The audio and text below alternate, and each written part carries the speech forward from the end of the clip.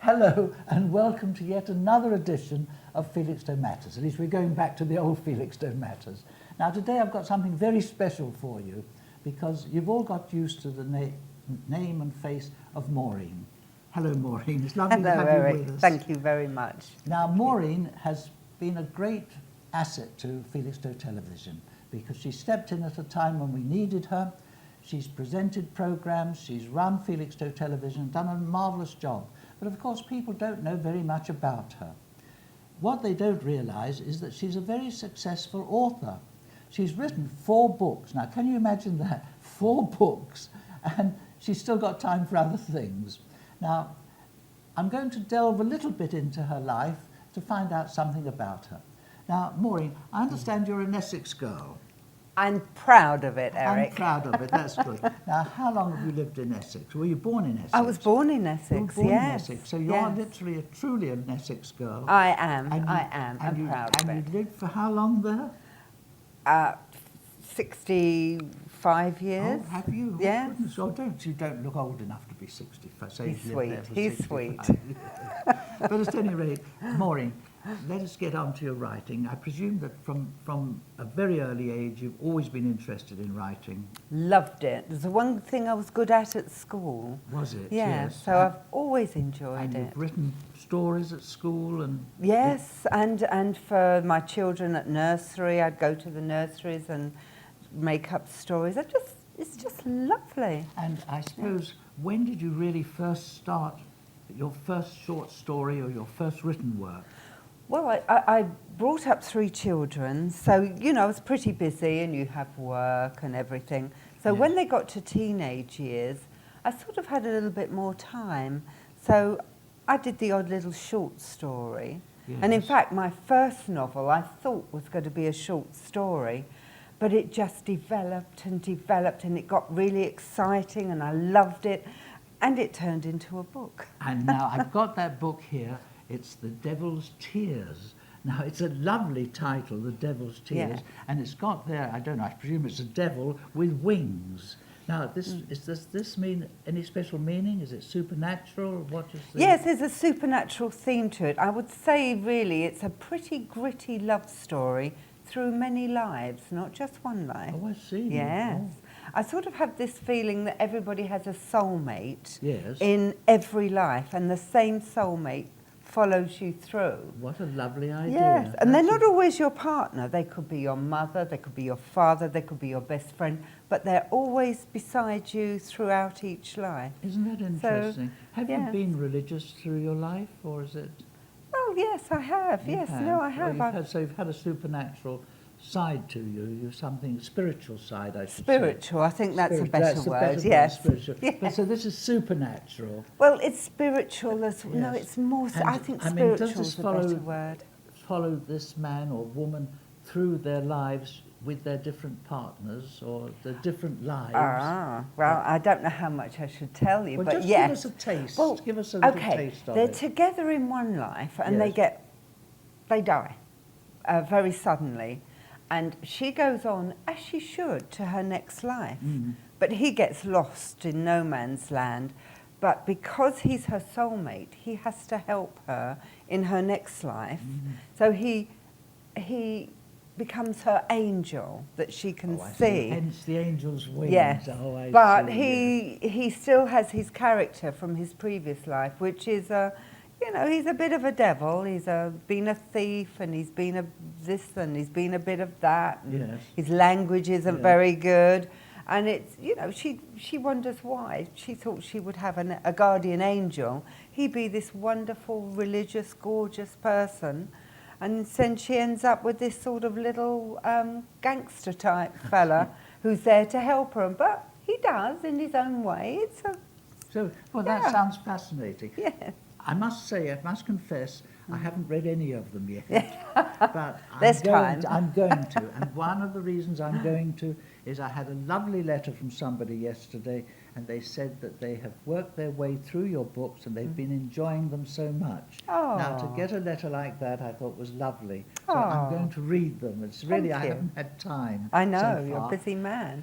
So basically, you started off with The Devil's Tears. I did. And that you self-published, I think. Is Yes, that I right? did. Yes, I did, yes. because it's really hard to get a publisher these Yes, days. oh, it is. And I Yes. understand that it's got its pros and cons, self-publishing, because sometimes it's good, but on the other hand, if you get in the proper stream of publishing, things are somewhat differently. It's cheaper. Oh, it's much cheaper. But then after that, how long was it before you got the urge to write your second book? Oh, immediately, because writing a book is very much like reading a book. Yes. You want to see what's going to happen, because the amazing thing that I found out, and other writers I think will say this, but I had to learn it, was that you have your character, you put him on a path in one direction, but you've built this person who has his own character. Yeah. And he started doing things that I didn't think he was going to do. So they actually go their own way. Yes, he and did. You're recording there. Yes. Isn't that interesting? It was fascinating. So I give him a plot Yes. and put him on the path, but I follow him. He tells me what he's going to do. So your second book was Silent Night. Yes. And it goes on there, will it be over By the by morning. the morning? Now, what does that mean? That sounds most intriguing. Will it be over by the morning? Silent. Now, tell me a little bit about Silent Night. Well, Christopher is locked up in a dank, dark cellar, waiting for them to come back the next morning to either torture or kill him, because he's got himself into this position. Yes. So he has all night to think over how he got himself into this position. He's rich, he's got a good job, he's good looking, he's got everything that everyone Yet would... he's ended up in a dank cellar. Yes, and he's ended up, about to be killed. So it starts near the end, and you go back over his life, and you see how he's got himself into this position. And perhaps I shouldn't ask you this. I'm Was not it telling end you. happily? I'm not telling You're you. not Well, Well, no, I shouldn't, but should I? No, I shouldn't. So But in other you words, have the to way see. you'll find out about Silent Night is to read it yourself. But it sounds most intriguing. But at what age were you? May I ask you a thing like that? What age were you when you were writing this? Well, I had my first book published when I was 60. 60, gosh. Well, that's I good, wanted to isn't make it a really good year. Yes, I wanted yes. to make it, Well, an it's a great optimistic sense year. of achievement. Yes. That's good, isn't it? Yes. And that one followed the year after. Well, you must have Yes. a tremendous mind to be able to do that. But then you changed tack completely. Yes. And I understand that this was as a result of your work. Yes. You started working for the police. Yes. Now tell us a little bit about that, because that sounds fascinating, to work for the police. What Oh, it branch of was, the police? yes. What was that? Well, I actually was employed by the Crown Prosecution Service. Oh, I see, because they're the people who, anything that's committed, they're the people who decide whether it goes to court or not. That's right. That's right, yes. So And I was a charging centre manager in a police station where the police officers would come in and talk to the lawyer and to see if their case could go to court. Yes. It was to stop cracked and ineffective trials. What that means is, if you take a case to court, you've got enough evidence for it to be a guilty plea. That's right, yes. It saves time, you get the charge right. So I saw an awful lot of interaction there, because your officers come in, they're very passionate, they want a charge, they know this person is guilty. Then you've got your lawyers who are doing their job and looking at it correctly. So there was an awful lot of interaction. So you had to weigh up whether the thing was likely to be successful or not in court. Yes. That's it. So And in whether other words, they've got the right you had to charge. have all the background, Yes. and all the evidence. Yes. So you've got all the facts. I had all the... I've seen and heard so of many you've got the cases. plots for many books, Oh, not just, many. not just for one or two. But this is where you came across your next book, which is called The Singing Detective. Yes. Now, the singing is spelled S-I-N-G-H, a Sikh, in other words, Yes, isn't it? yes. Now, tell me how that came about. Well, I'm in the charging centre, and I've written my first two books, and Yes. I really wanted to do the next one. I have to tell you, I wrote a short story, it wasn't enough, so I wrote a novel. I've written 2 novels, it's not enough. So what do I need? I need a series, Yes, because I can develop the characters and yes. everything. And I thought I'd really like to do a detective story. because I got all this information Yes, from the you've police. got It was the facts, you've got fantastic. so many plots. Marvellous Yes, plots yes, as well. yes, yes. And but I thought, well, you know, every detective has been covered. There's groups, there's 2, there's 1, there's every neurosis. I thought, where do I find a detective that's different, Yes, but interesting? yes. And one day, Uppy, that's his real name, as he's known, walked into the charging centre and the whole place erupted. This man, he's a Sikh, but he's so East End.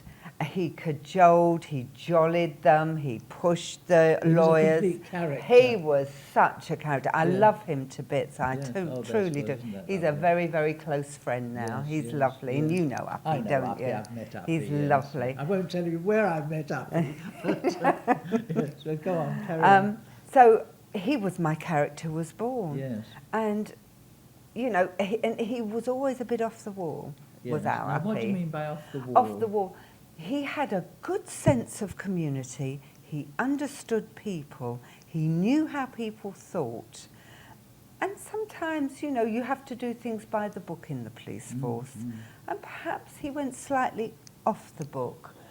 But he got results. I mean, he did it nicely, Yes.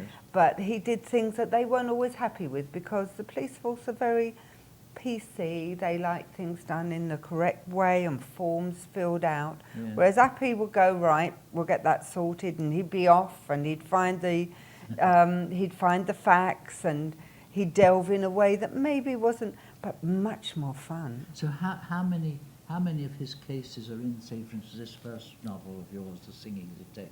There's a few. There's a few. So I have to be very careful, and I've changed the names, obviously, to protect the guilty. Yes, obviously So- there's no way of finding out. No. But And I may have mixed and matched a but bit what as is well. interesting is that it's based on the truth. In other words, these aren't just made-up stories. They are based loosely on Very fact. loosely. On fact. But there is a lot of Well, obviously, yes. You've got poetic fiction in there license, as haven't well. you? Yes, you have. And also some of them are fiction, but then with my experience, you can just take something very small and you can build it Very into, lovely, yes. yeah. So there we I have, love doing it. There we have the singing detective. Yes. And Uppy is a real character, I must Yes. say. I've met him, and he is, I can tell you that. But one of the things which strikes me about this book particularly, and about the others, is that you're free with your language. In other words, it's very factual. It's full of bad language, I think. It's a very kind way of putting that. Because if you work in a police station, it is full of bad language, and Is the people so? that come in, People yes. didn't realise that. Yes. I haven't had a lot of experience at police stations, but behind the scenes, I take it. Oh, absolutely. They're Yes. very correct, obviously, to the public. But when they're together, and they're dealing with criminals, and you can't have somebody from the East End who says, "Oh, dearie me."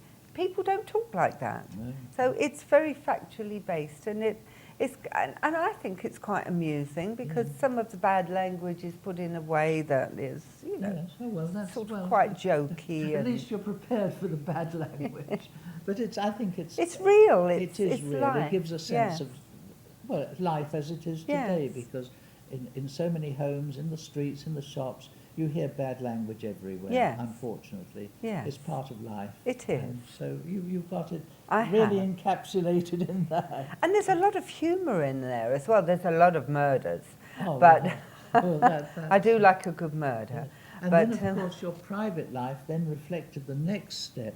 You joined the Samaritans. Well, while I've been doing all my paid work, I've always had my voluntary work. So Yes. the Samaritans was part Oh, of so that. that was running parallel with Oh, your... always. Oh, I I've see. always had my voluntary work as well Yes. as my paid So work. that gave you explains why people find your books so interesting, because you've got so many insights into inner characters, in effect. Oh, People's problems, absolutely. and these are based once again on people's real problems. So Yes. it's fascinating. I can beginning to understand now why people enjoy reading your books. And then we come on to the next one, which is The Godfathers of London. Now, Yeah. explain that title, because that sounds... The Godfathers of London. Well, I suppose that you would have your big gang leaders would consider themselves, in a way, the godfathers of where they're. Oh, these are the London gangs, yes. And of course, London is full of gangs. This is the But I'm problem, isn't talking it? about grown-up gangs. You get a lot of young gangs. Oh, I see. And there are grown-up gangs as well. Oh, I'm talking about criminals, yes, you know, yes. long-term. And my godfathers are there, and they're When you involved. say godfathers, what do you mean by godfathers? Well, it's poetic license. Oh, I see. It's yes. poetic. The title is a poetic they're license. The gangs. They're the head of the an gang. area, Oh, I a whole see. area, Oh, I and see. these are grown-ups. These are men that Yes. are high-powered Yes. criminals Yes. that run an area. So that gives you the insight. I must say something, that your books are so topical. They're up to the minute. Yes. So, you know, they're really about... So that sounds fascinating. It's the second in the Singing Detective series. It is. Got some very creative murders in it. That's but very good. Well, and another whodunit. You have to find out who did those it? I see. murders. So yes. they're thrillers, in effect. They're Yes, all thrillers, yes. And basically, they're based in the East End, are they? Yes, they are. Barking and Dagenham and through to the East End. So yes. really, so there's something that you must get hold of, the Singing Detective series. But now, I understand that something further has developed, because today, one of our most topical things, tell us about, is the paedophiles, unfortunately. Yes, yes. And do you know something? Strangely enough, Maureen has now written her 5th book, which is now complete. And she sent a synopsis off to a publisher, and I'm pleased to say that that publisher has now asked to see the complete manuscript. And why is that? I think it's because it's so topical. It's about paedophiles, and you even mention... Tell us a little bit about it. That's easy. Well, it's the third in the Singing Detective series. It's also part of yes, the, yes. I'm now I've got my character. How can I leave him? Yes, yes. And he is a delver. He is somebody who, if he gets a bit between his teeth, he will solve this crime by hook or by crook. And this third book, Sugar and Spice, is about a paedophile ring, but a very high-powered, high class. How can you call them high class? But you know what I mean. Yes. High powered. They are from the clergy, from Parliament, and there's actually one that's very close to the Queen. Now, I've written this a long time ago, and all of a sudden it's really, really topical. It totally is. So I think the publisher's quite interested, but it starts off, it's pretty graphic, the start of the book, and it's about poor little Kevin, who's been abused and taken by a paedophile ring, and they've actually got him on a DVD. It's a snuff movie. It's not nice, but our hero, Jaswinder Singh, known as the Jazz Singer, is given the video, finds it stolen, it comes into his possession, and that's it. He's on the mission to find out what that's all about and to avenge him. Each of these is complete in itself. So in Yes. other words, if you have one of these books, you enjoy it in itself, Yes. but then you've got the joy of either the next book or the one before. Oh, they're all complete stories. It's only the character that follows on, and each book you can see where he's, you know, how he's developing, and there might be reference to the last book, but it's a complete book. You'll get a start and a finish. I think that Yes. these are going to be a great success. Oh, and thank I you. can tell you this from my own experience, because as you know, we run the Felixstowe radio as well, and we had a book signing for Maureen outside the Felixstowe radio station and the music shop, because we've got a lovely music shop there. If you ever come to the precinct, go in and get some music things. But we had this book signing, and in an hour and a half, Maureen sold 28 books, which I think is marvellous. And It was. I was really It proves pleased. a success. And so if you want any of these copies, get in touch with us or go up to the precinct. Maureen is there. They're here for you, and I can guarantee you you're going to enjoy them. So I think it's been a great pleasure to talk to you today, thank Maureen. you. It's Thank wonderful to know about this, and I think we're very grateful to have your talent with us in the television Oh, studio. thank So you, thank you Eric. for all you do. Thank you. And may I Thank wish you you. every success with these books, and particularly with the latest book, which is Sugar and Spice. Thank you for watching, and good luck, and do read Maureen's books. Thank you.